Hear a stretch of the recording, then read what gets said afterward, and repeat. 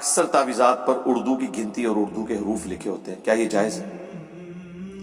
ویسے آپ نے لوڈو کھیلنے کے لیے یہ لکھنے ہیں تو جائز ہے، باقی اس کا تعویذ بنانا یہ تو کوئی جائز نہیں ہے۔ ہاں دیکھیں قرآن میں آیا ہے، قرآن میں شفا ہے، سورہ بنی اسرائیل۔ کیا اس کا مطلب یہ ہے کہ قرآن جو ہے وہ ایک تھیلی میں لٹکا کے تو گلے میں لٹکا لیا جائے؟ اس سے بھی آسان طریقے سے سمجھا دیتا ہوں۔ سورۃ النحل میں آیا ہے کہ شہد میں شفا ہے۔ اس کا مطلب کیا ہے؟ شہد چاٹنے میں، یہی مطلب ہے نا۔ اس کا آج تک کسی بیوقوف نے بھی یہ مطلب لیا ہے کہ شہد جو ہے نا چھوٹی سی ڈبیا میں ڈال کے نا ایک تعویذ بنا لو۔ تو شہد سے شفا لینے کا طریقہ اسے چاٹنا ہے، قرآن سے شفا لینے کا طریقہ اس کی تعلیمات پر عمل کرنا ہے۔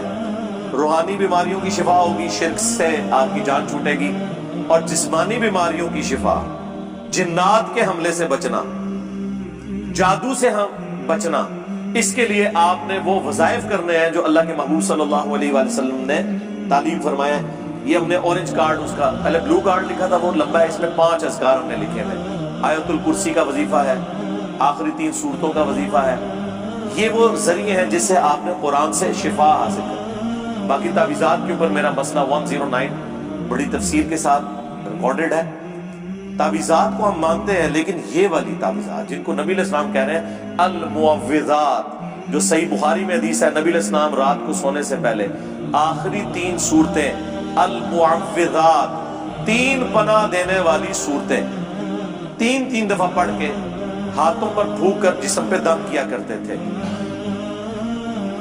اور صحیح مسلم میں حدیث ہے کہ نبی علیہ السلام کے گھر والوں میں جب کوئی بیمار ہوتا یا کسی کو نظر لگ جاتی تو آپ صلی اللہ علیہ وآلہ وسلم آخری 3 صورتیں پڑھ کے اسے دم کیا کرتے تھے۔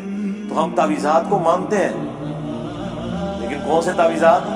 المعوذات، لٹکانے والے نہیں، یہ نمبروں والے۔ یہ نمبروں والے جو حروف ابجد ہیں، اس پہ میری الگ سے ویڈیو ہے۔ یہ ایک زبان ہے لکھنے کی، جیسے محمد کے حروف ابجد بنتے ہیں 92، بسم اللہ الرحمن الرحیم کے 786 مختلف، اللہ کے 66، وہابی کے 24، ہاں 24 نمبر۔ ہم جب دعوت اسلامی میں تھے تو ہم وہابی لفظ نہیں بولتے تھے، 24 نمبر کہتے تھے۔ تو بعد میں جب یہ بات آئی نا کہ جی ہمیں 24 گھنٹے کی زندگی قرآن و سنت کے مطابق گزارنی چاہیے، تو وہاں پہ بعض لوگوں نے مدنی اعتراض کر دیا۔ جیسے نبی علیہ السلام کبھی کہتے تھے نا کہ وہ یہودی 10 محرم کا روزہ رکھتے ہیں، تو صحابہ نے کہا کہ یہ تو یہودیوں کی ایک قسم کی مماثلت ہو جائے گی، تو نبی نے فرمایا صلی اللہ علیہ وآلہ وسلم آپ 9 کا بھی ساتھ رکھ لو۔ تو یہ لوگ پتا جب ادھر ہوا نا کہ 24، تو اگر آپ کہیں گے 24 گھنٹے کی زندگی قرآن و سنت کے مطابق گزاریں، یہ تو وابی زندگی ہو جائے گی، تو انہوں نے کہا آپ ڈبل 12 کہہ لیا کرو تاکہ 12ویں کی نسبت۔ یار یہ میں آپ کو ریئل ٹائم ڈیٹا بتا رہا ہوں، ڈبل 12۔ الیاس قادری صاحب کبھی نہیں بولیں گے 24 گھنٹے کی زندگی، ڈبل 12۔ ہاں جب آپ کی پستی کا لیول یہ ہو کہ آپ ڈیجٹس کے اندر الجھے ہوئے ہوں۔ آپ میں اور غیر مسلموں میں کیا فرق ہے؟ وہ کہتے ہیں 13 نمبر جو ہے ان لکی ہے، اور آپ کہتے ہیں 12 نمبر لکی ہے۔ وہ سارے ہی اللہ کے نمبر ہیں بھائی، الحمدللہ۔ علی بھائی ہم سنتے ہیں کہ کسی نہ کسی کو تعویذ کروایا گیا ہے، جادو کروایا گیا ہے۔ جی پاکستان میں جتنے بے روزگار ہیں نا ان کے اوپر جادو ہوا ہے، جتنے آرڈر آمنے انہوں نے تعویذ ہوئے ہیں۔ اور تعویذ تو آپ کے ان بھائیوں کے اوپر ہوئے ہوئے ہیں جو باہر کے ملک سے آپ کو پاؤنڈ اور ڈالر بھیج رہے ہیں، کہ وہاں پہ وہ ڈبل روٹی سے ناشتہ کرتے ہیں اور آپ یہاں 12 بجے اٹھ کے نا مرغ چنے کھاتے ہیں جا کے، بغیر کمائی کے ان کے پیسوں کے اوپر۔ تو تعویذ تو ان کے اوپر ہوئے ہوئے ہیں کہ محنت بیچارے وہ کرتے ہیں، کھا رہے آپ کے اوپر کون سا تعویذ ہوا ہے؟ تو آڑی نے موجہ لگی ہے نے۔ کیا ایسی کوئی روایت موجود ہے کہ نبی علیہ السلام نے قبر میں موجود ہے دنیا کے حالات کو دیکھ رہے ہیں؟ نہیں، کوئی ایسی روایت موجود نہیں ہے، اللہ معافی دے۔ یہ جن کا بھی کلیم ہے یہ ان کا ذاتی کلیم ہے، کوئی ایسی روایت موجود نہیں، کوئی ضعیف روایت بھی اس کے اوپر نہیں ہے کہ نبی علیہ السلام قبر مبارک میں بیٹھ کے تو اپنے سارے امتیوں کو دیکھ رہے ہیں۔ یہ کورالریز بناتے ہیں وہ، اور اس سے عقیدے ڈیڈکٹ کرتے ہیں. جو عقیدے اچھل اچھل کے قرآن و سنت سے نکل رہے ہوتے ہیں نا وہ ڈیڈکٹ نہیں کرتے. بخاری اور مسلم دونوں میں حدیث ہے 70 صحابہ کو دھوکے سے شہید کر دیا چند لوگوں نے. حضور سے تو وہ جھوٹا بہانہ کر کے لے گئے کہ ہم نے اسلام قبول کیا تو ہمیں آپ اپنے بہترین افراد دیں وہ ہمیں دین سکھائیں. نبی علیہ السلام نے اپنے جانثار 70 قرآن کے قاری ان کو دیے. پہلی تو بات حضور کو پتہ ہی نہیں تھا کہ وہ قتل کر دیں گے ورنہ حضور دیتے.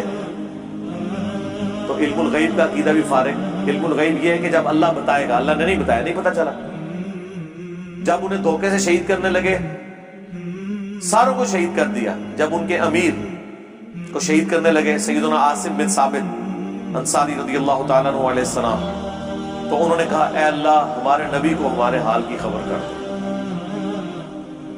ہم دنیا سے جا رہے ہیں اس حال میں کہ ہم تجھ سے راضی ہیں اور تو ہم سے راضی ہو.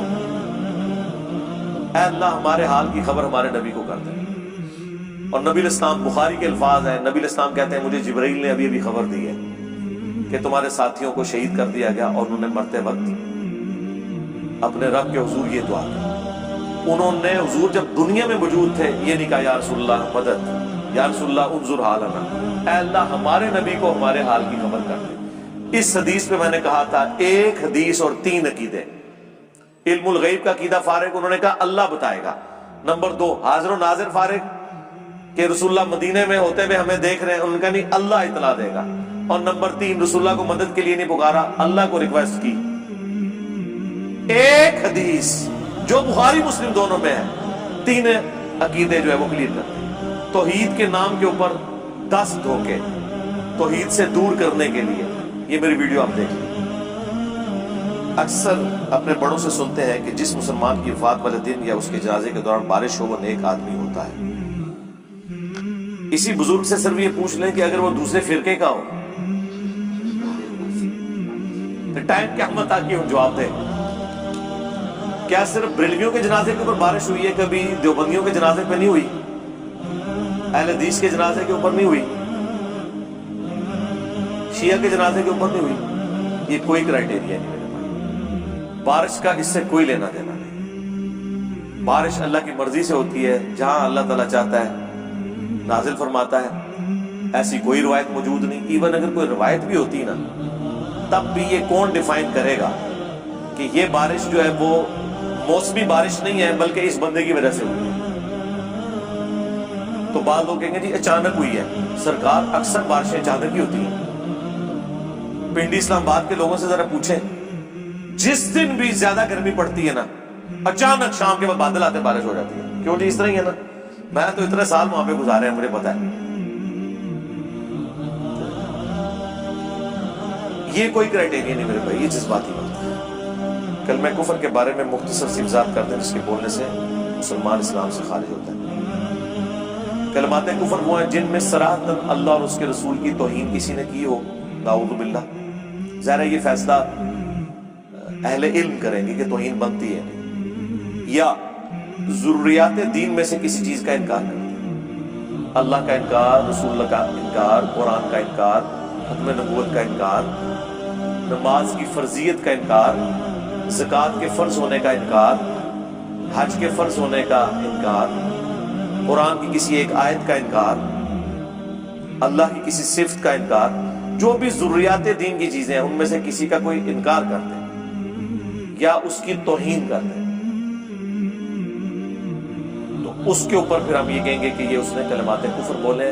اس پہ وہ تجدید ایمان بھی کرے گا اور تجدید نکاح بھی کرے گا. اس کے لیے کوئی پبلک کو بتانے کی ضرورت نہیں ہے ورنہ سارے پہنچ جائیں گے اکرام مسلم کے لیے. بس 2 بندے بیٹھے گواہ کے طور پر, میاں بیوی ایجاب و قبول کر لیں نئے حق مہر کے, بس دیٹس آل, تو وہ کافی ہوگا.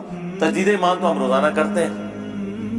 رات کو سونے سے پہلے بخاری مسلم میں حدیث ہے کہ جو شخص سورۃ البقرہ کی آخری 2 آیات پڑھ لے گا اسے ہر چیز سے کفایت کرے گی.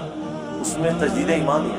آمن الرسول بما انزل الیہ من ربہ والمؤمنون کل آمن باللہ وملائکتہ وکتبہ ورسلہ. سارے کے ساری ایمانیات اس میں آ رہی ہیں.